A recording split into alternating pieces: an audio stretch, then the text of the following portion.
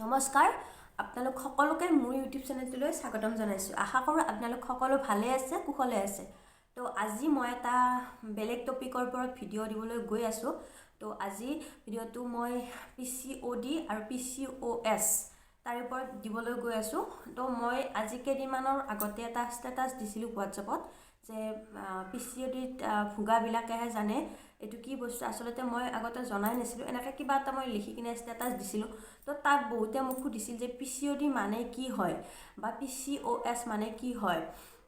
বহুতে জানিব বিচাৰিছিল, কৈছিল যে এইটো বেমাৰ নে কি বা এনেকৈ কি হয়, এইটো হ'লে কেনেকুৱা হয়, লক্ষণবিলাক কেনেকুৱা হয়। তো এইবিলাক বহুত মানে কুৱেশ্যন আহিছিল আৰু এইটো বহুত লিখা পঢ়া মানুহেও নাজানে।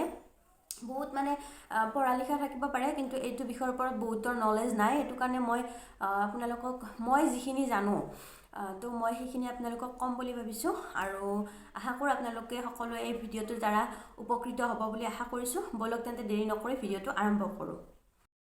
PCOS মানে হৈছে পলিচিষ্টিক অভেৰিয়েল ডিজিজ আৰু এইটোৰ বিষয়ে মই আপোনালোকক বিশেষকৈ জনাই দিম, মানে বিতংকৈ জনাই দিম আপোনালোকক।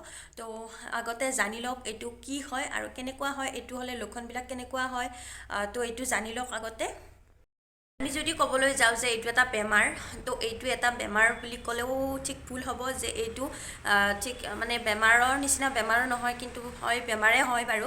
আৰু আমাৰ আজিকালি কি হৈছে যে আমাৰ লাইফষ্টাইলবিলাক মানে অনিয়মিত হৈ গৈছে, মানে কোনো কাৰো লগত সংগতি ৰাখি বা নিজৰ মানে হেল্থৰ কাৰণে কোনোৱে মানে চিন্তা নকৰি সকলোবিলাকে য'ত যি পায় যেনেকৈ পায় সেইবিলাক খাদ্যবস্তু গ্ৰহণ কৰে। সেইটো কাৰণে আমাৰ এইটো বেমাৰ মানে হয় মানুহবিলাকৰ। তো আমাৰ জীৱনশৈলীৰ মানে প্ৰক্ৰিয়াটোত যেতিয়া অনিয়মবিলাকে দেখা দিব, তেতিয়া আমাৰ এই বেমাৰটোৱে আমাক লম্ভে বা হয় তেনেকৈ। তাৰপিছত PCODত আমাৰ কি হয়, মেইন আমি যিটো ক'বলগীয়া সেইটো হৈছে PCODত আমাৰ হৰমনেল ইমবেলেঞ্চ হয়। আমাৰ যিটো ফিমেল হৰমন থাকে, ফিমেল হৰমনটো যায় মেল হৰমনত পৰে আৰু সেইটো কাৰণে আমাৰ এনেকুৱা কিছুমান সমস্যা দেখা দিব পাৰে। আমাৰ শৰীৰটোত মানে কি কৰে, বাহিৰা যিবিলাক মেল হৰমন আছে, মেল হৰমনবিলাকে বেছিকৈ আক্ৰমণ কৰে। সেইটো কাৰণে আমাৰ মেল হৰমন বেছি হ'লে আমাৰ কিছুমান সমস্যা হ'ব পাৰে। আমাৰ দেহত ফিমেল হৰমন লাগে আৰু যদি মেল হৰমনে বেছিকৈ আক্ৰমণ কৰে আমাক, তেতিয়াতো আমাৰ নিশ্চয় কিবা এটা নহয় কিবা এটা হ'বই। তো এনেকুৱাই আৰু। মোক বহুতে সুধিব পাৰে যে এইটো কিমানমান বয়সৰ পৰা আৰম্ভ হয়, তো মোক কৈ আৰু এইটো সমস্যা আমাৰ 13-14 বছৰৰ পৰা 40-45 বছৰলৈকে এইখিনি বয়সৰ সময়সীমাৰ ভিতৰত থাকিব পাৰে। তো এইখিনি সময়সীমাৰ ভিতৰত আমি যেতিয়া বেছিকৈ মানে আমাৰ প্ৰব্লেমত পৰোঁ, তেতিয়া হৈছে বিয়া হোৱাৰ পিছত যেতিয়া আমি বেবী কনচেপ্ট কৰিব লাগে বা তেনেকৈ ভাবোঁ আমি, তেতিয়া আমাৰ বেছি প্ৰব্লেম হয় আৰু তেতিয়াহে আমি এই বস্তুটো মানে ডক্তৰৰ ওচৰত যাওঁ বা আমাৰ মানে তেতিয়া মাথাত লাগি যায় আৰু যে এনেকুৱা বেমাৰটো মোৰো হৈ আছে, এনেকুৱা হৈ আছে। আগতে আমি ইমান ভাবি নাচাওঁ এইটো কথা। তো মই এতিয়া এই সমস্যাটোৰ প্ৰথম মানে লক্ষণটোৰ বিষয়ে ক'বলৈ গৈ আছোঁ। লক্ষণবিলাকৰ কথা ক'ম মই এতিয়া। প্ৰথমটো লক্ষণ হৈছে পিৰিয়ড ইৰেগুলাৰ হোৱা। বহুতৰে মাহেকীয়া সমস্যাৰ আছে, কেতিয়াবা কিছুমানৰ আগুৱাই আৰু কিছুমানৰ বহুত পিছুৱাই যায়।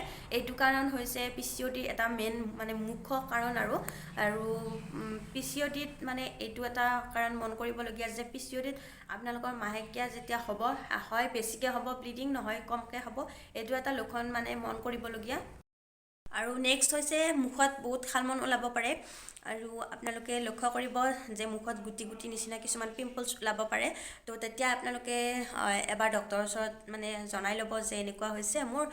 প্ৰথমটো হৈছে পিৰিয়ড ইৰেগুলাৰ হোৱা, তাৰপিছত মুখত শালমন ওলোৱা, এনেকুৱা কিছুমান লক্ষণে দেখা দিলে তো তাতো আপোনালোকে এটা ডক্তৰক আপোনালোকে গাইনক দেখাই ল'ব পাৰিব। মই প্ৰথমতে ক'লোৱে যে এইটো সমস্যা হ'লে আপোনালোকৰ মেল হৰমন বেছিকৈ দেখা দিব পাৰে। সেইটো কাৰণে মেল হৰমনৰ কাৰণে আমাৰ শৰীৰত লোম বেছিকৈ দেখা দিব পাৰে আৰু কিছুমান যদি বেছি হৈ যায় আৰু এইটো সমস্যা যদি আপোনালোকে গম নোপোৱাকৈ বেছিকৈ হৈ থাকে, তেতিয়াহ'লে গালৰ এইটো দু চাইডে আপোনালোকৰ মানে লোমটো আহি যাব পাৰে। যেনেকৈ মতা মানুহ কিছুমান দাঢ়ি নিচিনা থাকে, তো এনেকুৱা হৈ যাব পাৰে। আৰু এটা কথা মই জনাই দিওঁ আপোনালোকক যে মোক বহুতে আজি 1 মাহ 2 মাহমানৰ পৰা মোক বহুতে কৈ আছে যে মানে শকত হৈছোঁ, কি খাইছোঁ, কিবা শকত হোৱা ঔষধ খাইছোঁ নেকি বুলি সুধিছে। একচুৱেলি তেনেকুৱা একো নহয়। মোৰ যিহেতু ভিতৰত কিছুমান বেমাৰ হৈ আছে, মানে PCOD সমস্যা এটা হৈ আছে, সেইটো কাৰণে মই এনেকৈ শকত হৈছোঁ বুলি মই নিজে ভাবিছোঁ আৰু, কাৰণ মই যিহেতু তেনেকৈ একো ঔষধ খোৱা নাই, তো মই এনেকৈ ভাবিছোঁ আৰু, সেইটো কাৰণে মই আপোনালোকক কৈ দিছোঁ যে PCODত ৱেট বাঢ়াটো এটা লক্ষণ হয়, এইটো PCOD মানে সমস্যাটোৰ এটা লক্ষণে হয়। আপোনালোকে মানে শকত হৈ যাব পাৰে, আৰু যিটো কঁকালৰ পৰ্চন থাকে, কঁকালটো বা এনেকৈ পেটটো ওলাই যাব পাৰে আপোনালোকৰ, তেনেকৈ। এইবিলাক হৈছে PCOD সমস্যাটোৰ কিছুমান লক্ষণ, আৰু এইবিলাক লক্ষণ যদি আপোনালোকৰ গাত কোনোবাটো নহয় কোনোবাটো আছে, তেতিয়াহ'লে আপোনালোকে ততাতৈয়াকৈ গৈ ডক্তৰৰ ওচৰত কনচাল্ট কৰি ল'ব, আৰু তেতিয়া আপোনালোকৰ এই সমস্যাটো নিশ্চয় নোহোৱা হৈ যাব, কাৰণ এইটো মানে ইমান চিৰিয়াছ বেমাৰ নহয় যিহেতু। আৰু যেতিয়া আমি আমাৰ লাইফষ্টাইলটো নিয়মীয়া কৰি ল'ম, আমি সময়মতে খাম, সময়মতে শুম, বা তেনেকৈ তেলালজাতীয় বস্তু নাখাওঁ, তেতিয়া আমাৰ এইটো বেমাৰ নিজে নিজে গুচি যাব। মই এতিয়া ক'বলৈ লৈছোঁ PCOD সমস্যাটোৰ মানে কিয় হয়, আৰু ইয়াৰ মানে কাৰণসমূহ মই আপোনালোকক ক'ম বুলি ভাবিছোঁ। যে প্ৰথমটো কাৰণ হৈছে আপোনালোকে বাহিৰা বস্তুৰ ওপৰত নিৰ্ভৰ কৰা। এই ধৰক আপুনি মেট্ৰিক পাছ কৰিলে, হায়াৰ ছেকেণ্ডেৰী পঢ়িবৰ কাৰণে বাহিৰত গ'ল, তেনেকৈ আপোনালোকে ফাষ্টফুডৰ ওপৰত বেছিকৈ নিৰ্ভৰ কৰিবলৈ আৰম্ভ কৰিলে, ঘৰুৱা খাদ্যটো নোহোৱা হৈ গ'ল, তেতিয়া আপোনালোকৰ এইটো মানে বেমাৰে লম্বিব পাৰে। আপুনি যেতিয়া ফাষ্টফুডৰ ওপৰত সকলোখিনি নিৰ্ভৰ কৰিব, ঘৰুৱা খাদ্য নাখায়, শাক পাচলি নাখায়, তেতিয়া এইটো বেমাৰ হ'ব পাৰে। ছেকেণ্ড কাৰণটো হৈছে আপোনালোকৰ জেনেটিক হ'ব পাৰে, আপোনালোকৰ বংশগত হ'ব পাৰে, যে আপোনালোকৰ কাৰোবাৰ আছিল তো এইটো আহি গৈছে ষ্টেপ বাই ষ্টেপ, তেনেকুৱা হ'ব পাৰে। আৰু প্ৰথমটো মই আপোনালোকক কৈ দিলোঁ, ছেকেণ্ডটো আপোনালোকক কৈ দিলোঁ, এতিয়া মই থাৰ্ডটো ক'বলৈ গৈ আছোঁ। আৰু আপোনালোকে আজিকালি মানে সকলো মানুহে নিজৰ নিজৰ কৰ্মব্যস্ততাৰ মাজত থাকে, আৰু সকলোৱে যিহেতু কৰ্মব্যস্ততাত থাকে, আৰু আজিকালি চববিলাক কাম কম্পিউটাৰ বা তেনেকৈ মোবাইল বা তেনেকৈ অনলাইন যোগে কামবিলাক হয়, আৰু সেইটো কাৰণে আমি বেছি সময় মানে বহি থাকিবলগীয়া হয়, আৰু বহি থকাৰ সময়ত আমাৰ দেহটো যেতিয়া এক্সাৰচাইজ নহয়, মানে উঠা বহা তেনেকৈ যদি থাকিব নোৱাৰোঁ, আমি একে ঠাইতে বহুত সময় ধৰি বহি থাকিবলগীয়া হয় কামৰ বাবে, তো তেনেকৈ আমাৰ এই PCODৰ সমস্যাটো দেখা দিব পাৰে। এটা কাৰণ হৈছে, আমাৰ 4 নম্বৰ কাৰণটো হৈছে আমাৰ ষ্ট্ৰেছ লেভেল। আমাৰ মানে লাইফষ্টাইলটোৱে তেনেকুৱা হৈ গৈছে যে আমি যিকোনো মুহূৰ্ততে আমি টেনশ্যন এটা লৈ থাকিবলগীয়া হয়। আমাৰ যিকোনো ইফালে হওক সিফালে হওক, যিকোনো মুহূৰ্ততে আমি মানে এটা টেনশ্যনত মানে আমি দৌৰি থাকোঁ। তো আমাৰ এনেকুৱা টেনশ্যন বা আমাৰ মানে যিটো ষ্ট্ৰেছ লেভেল, সেইটো আমাৰ হৈ থকাৰ কাৰণে আমাৰ মানসিক যিটো অশান্তি হৈ থাকে, সেইটো কাৰণে আমাৰ এই PCOD সমস্যাটোৱে দেখা দিব পাৰে। আৰু মই এটা কথা আপোনালোকক জনাই দিওঁ, আপোনালোকে সুধিব পাৰে যে মই ট্ৰিটমেণ্টটো কেনেকৈ কৰিছোঁ, বা এনেকৈ এইটো হ'লে ট্ৰিটমেণ্টটো কেনেকৈ কৰে, তো মই সকলোখিনি আপোনালোকক জনাই দিছোঁ। আৰু আপোনালোকে ভাবিব পাৰে যে ডক্তৰৰ ওচৰত গ'লোঁ, ট্ৰিটমেণ্ট ল'লোঁ, বেমাৰটো ঔষধ খালোঁ, ভাল হৈ গ'ল, তো তেনেকুৱা নহয়। এইটো লাইফষ্টাইলৰ ওপৰত মানে ডিপেণ্ড কৰে, যিহেতু আপোনালোকৰ লাইফষ্টাইলটো চেঞ্জ কৰিব লাগিব, টোটেলি চেঞ্জ কৰিব লাগিব। আপুনি সম্পূৰ্ণ যেতিয়া লাইফষ্টাইলটো নিয়মীয়া কৰি দিব, তেতিয়া এই বেমাৰটো নিজে নিজে তাৰ পৰা এৰ খাব।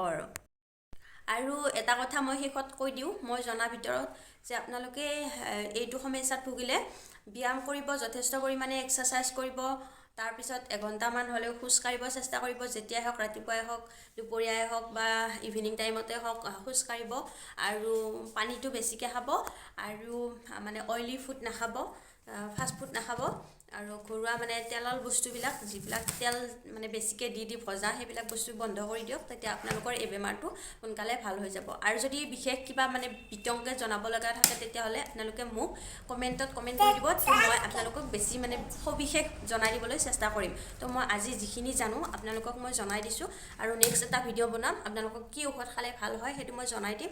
তো আজিলৈ এইখিনিতে এৰিছোঁ ভিডিঅ'টো। আজিৰ ভিডিঅ'টো চাই যদি ভাল পালে, তেতিয়াহ'লে লাইক এটা কৰিব, আৰু যদি মোৰ চেনেলটোত নতুনকৈ আহিছে, তেন্তে চেনেলটো ছাবস্ক্ৰাইব কৰি থৈ দিব, কাষতে থকা বেল আইকনটো বজাই দিব, যাতে মই দিয়া ভিডিঅ'বিলাকৰ ন'টিফিকেশ্যন আপোনালোকে আগতীয়াকৈ পাই যায়। তেতিয়া আজিলৈ বাই বাই।